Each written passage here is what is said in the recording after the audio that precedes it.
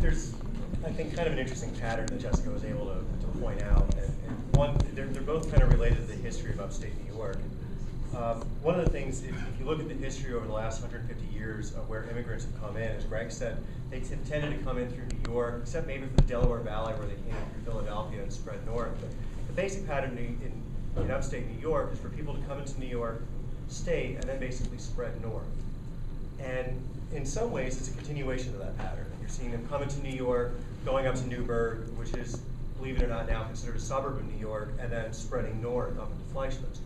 The thing that's kind of unique about this that I think you're seeing is that this is probably the first time since about the 1790s, the early 1800s, where immigrants are coming in and saying, let's go to the rural areas.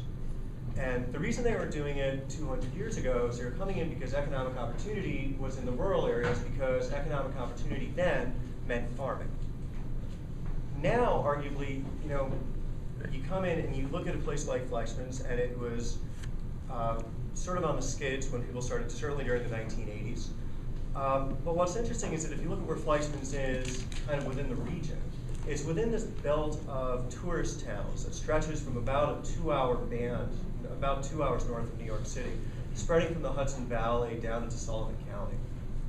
And in some ways, it's not so much that economic opportunity is really associated with that, but it has made some of these rural communities more viable. Now that farming isn't necessarily viable, it has made made it possible for some of these places to have an economy, whereas 30 years ago there wasn't really a lot very open to that. And it's interesting that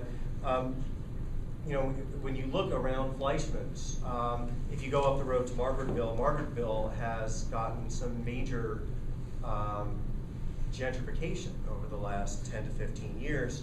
Oftentimes kind of associated with the arts community. You see the same thing a little bit further north in Roxbury. There's ski slopes in the area, and I think that that's helped, I'm guessing that that's helped the population that's there. In other words, it might be possible to have, because of the summer tourist population, it might be possible to maintain in a town of 300 3 Mexican restaurants, because you might be able to attract people, not just locals, but people from throughout the region. And the ski slopes, too. And the ski slopes. Yeah, not as seasonal as up here. It might be possible to attract people. Hey, if you're looking for a good Mexican restaurant, you want to go to Fleischmanns, that's where it's going to be out then.